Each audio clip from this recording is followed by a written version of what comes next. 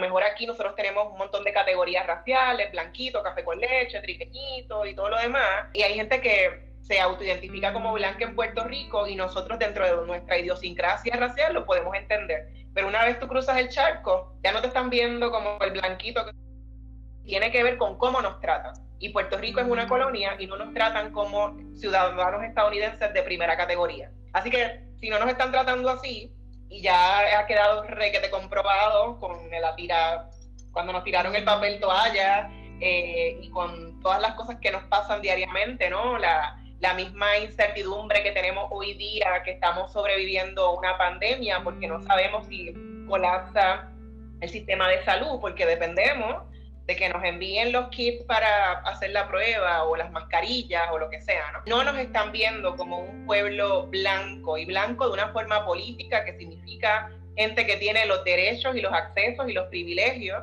que otra gente no tiene.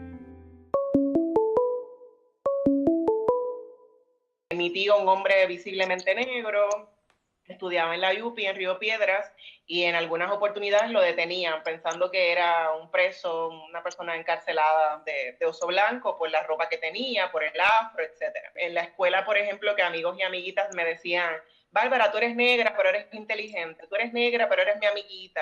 Ese tipo de cosas que uno no va entendiendo de pequeña, pero sabes que te están viendo como alguien diferente. Hablando con mi mamá y mi historia, o sea, de mi abuela paterna, y pues me cuenta que al principio su relación fue complicada porque ella no quería, no aceptaba que mi mamá fuera negra. Mi abuela es una mujer, es chiquita y eso, pero ella es blanca. Cuando tenía como unos 5 o 6 años, que nos regalaban Barbies en Navidad, yo no quería Barbies blancas, porque yo decía que esas Barbies no se parecían a mí. Así que las Barbies que yo quería eran Barbies negras. ¿Qué pasa? Que eso para ese tiempo era bien difícil conseguir unas Barbies negras, y yo las quería solamente negras, pero aún así yo no sé qué ella hizo, de qué manera ella habló con los Reyes y con Santa, pero siempre me las conseguía. La educación que reciben los puertorriqueños o caribeños que viven en Puerto Rico y que van a nuestras escuelas, en términos de historia, es una historia incompleta, y pienso que también es una historia que quien la escribió a su favor, ¿verdad? ¿Verdad? Porque muchas veces la gente piensa que la historia de las personas negras aquí en Puerto Rico comienza con la esclavitud, y nunca se le enseña a ese niño, esa niña o ese niñe que antes de que estas personas fueran capturadas y fueran secuestradas y traídas al Caribe eran personas, eran humanos, eran reyes, reinas, guerreros, guerreras, eran matriarcas, eran sacerdotisas. Entonces esas son cosas que se obvian, se les niega esa historia a quienes están aprendiendo, porque ni tan siquiera salen los libros. Nos encasilla al periodo y al proceso tan terrible, ¿verdad?, de la esclavitud. Siempre se nos presenta, ¿verdad?, todavía con cadenas, cabizbajos, no se presentan necesariamente las aportaciones, toda la sabiduría que hay en tantos aspectos y sectores de lo que han ofrecido los afrodescendientes. Yo creo que es uno de los espacios o de los sistemas donde mayor se manifiesta en Puerto Rico el racismo. Siempre siempre se toca como el tema como si somos la mezcla de 3 razas, y detrás de ese cuento, bueno, pues es que se niega que existe el racismo aquí en Puerto Rico. Entonces, en los textos, o sea, tú ves las imágenes está el blanco, el negro y el taíno, y siempre el blanco está en una posición de dominación, y el negro y el taíno están atrás. O sea, son unas imágenes que en el subconsciente se quedan, y así es que se promueve el racismo. Llevamos 500 años o más de 500 años colonizados. O sea, sabemos primero los españoles y ahora los gringos, los americanos. Entonces, para tú colonizar a un grupo de personas, una población, tú tienes que crear un sentido de inferioridad racial Por eso se crearon las razas, para tú crear un sistema de dominio, ¿no? ¿Quién domina a quién? Y en Estados Unidos no nos ven como blancos. Cuando yo voy a Estados Unidos, a mí no me tratan como blanca. El hombre, que obviamente desconoce que Puerto Rico es un territorio de Estados Unidos, empezó a criticarla por llevar una camiseta de la bandera de Puerto Rico. Los resultados del censo en Puerto Rico, que en el 2000 un 80% aproximadamente de la población se dijo que eran blancos sin ninguna mezcla y solamente un 10% se dijeron negros. Eso fue en el 2000. Y cuando uno sale a la calle, esa no es la realidad que uno ve. Ya después de ahí, 10 años más tarde, el censo refleja que un 76% de los puertorriqueños se declaran blancos sin ninguna mezcla y un 12% se declaran negros. Sí hubo un cambio, aunque leve, pero sí hubo un cambio. Así que a partir de esos números se crea, el colectivo ILE crea lo que es África en mi piel, África en mi ser. Si no lo llevas en la piel, lo llevas en el ser. Y es una jornada como de 3 a 6 meses, dependiendo del ritmo del grupo, para mujeres en un ambiente, ¿verdad?, comunitario, de manera que a través de experiencias, talleres, procesos, se trabaja en la identidad racial saludable, ¿verdad?, como puertorriqueñas que somos. Decidimos entonces lanzar una campaña mediática y de alcance comunitario que entonces exhortara a las personas para que marquen que son afrodescendientes, ¿verdad? Y que esos números reflejen lo que realmente somos como puertorriqueños. La campaña del censo que está llevando a cabo el colectivo ILE para este año se llama De cara al censo 2020. Una de las metas es que ese número de personas que se marcan negro suba, y ese % de personas que se marcan blancos sin ninguna mezcla baje. La iniciativa comenzó por una necesidad. El censo fue impuesto en Puerto Rico y por 50 años no habíamos contestado a la pregunta de raza. De repente, en el 2000 nos surge un censo impuesto de los Estados Unidos y el censo no solo nos impone, no solo es una imposición política, sino que también nos impone la definición de lo que es raza.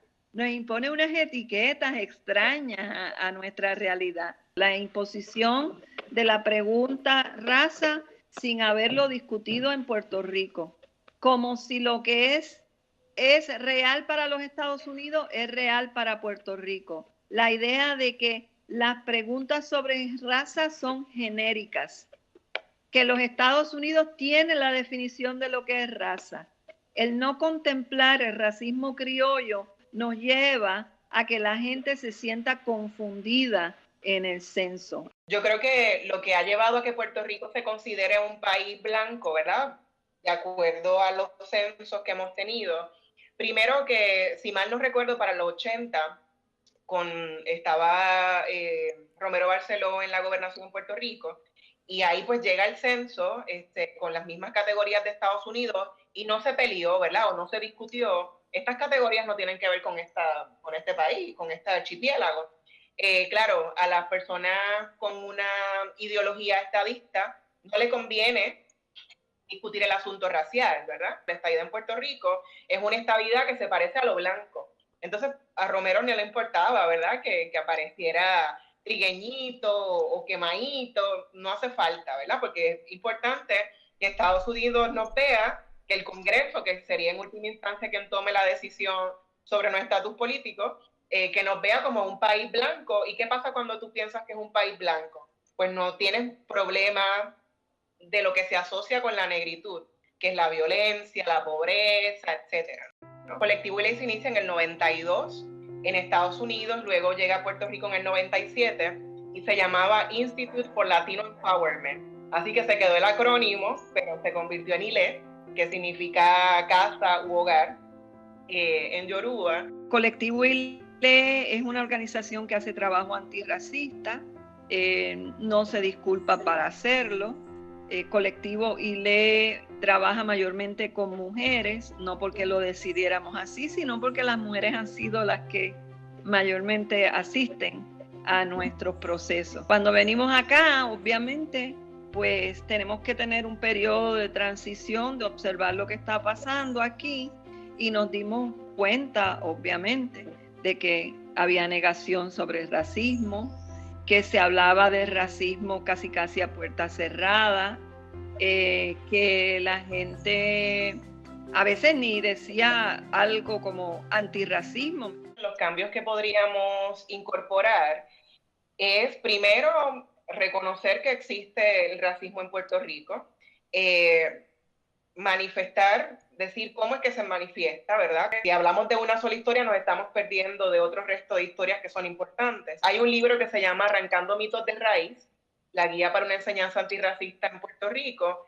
y fue un trabajo interdisciplinario de algunas compañeras de Colectivo ILE, que hicieron trabajos en escuelas en Puerto Rico, particularmente Sidra, no recuerdo qué otros pueblos, y ellas identificaron 5 mitos que hay con respecto a la gente negra, y son 5 mitos que sacaron de las entrevistas con niños y niñas negras en esas escuelas y con los maestros y maestras, y no sabían cómo atender el tema de la raza. Hay gente que dice, bueno, no hablemos de raza porque somos una única raza, la raza humana, pero en la medida en que somos tratados diferentes, no queda inoperante el uso de la raza, y hablar de raza de una forma política, no biológica, porque lo que te diferencia a ti de mí es muy poquito genéticamente, ¿verdad? Pero no nos vemos iguales. El 5 de julio de 2019 salió al aire el primer programa de Negras. El propósito principal del programa es lograr una identidad racial saludable y que las mujeres negras o afrodescendientes puedan compartir sus saberes, sus conocimientos afrodiversos a la radioaudiencia que no... Mira, si tú te pones a pensar, la única razón por la cual está la pregunta del censo de raza en el censo es porque existió la esclavitud, es porque existe el racismo, es porque todavía lo vivimos. La pregunta sobre raza es súper importante para establecer patrones de discriminación. Para poder decir estadísticamente quién está mejor en una sociedad y quién está peor en una sociedad a base de raza. El racismo como quiera existe. O sea que no te están preguntando, tú eres blanco porque es tu color de piel, ni te están preguntando, tú eres negro por el color de piel, te están preguntando en un esquema racial, en una construcción racial, tú eres parte del grupo dominante o del grupo inferiorizado por la sociedad. Lo más importante con el censo es poder demostrar las inequidades, donde el sistema nos está fallando a las personas evidentemente negras, en la falta de acceso a oportunidades, servicios educativos, servicios de salud, acceso a oportunidades de empleo, nuestra seguridad económica, cuán empobrecidos están los negros y las negras en Puerto Rico. Como dice María Reynat, que esto requiere una contestación, ¿verdad?, política, no partidista, pero política, para hacernos justicia a nosotros en Puerto Rico.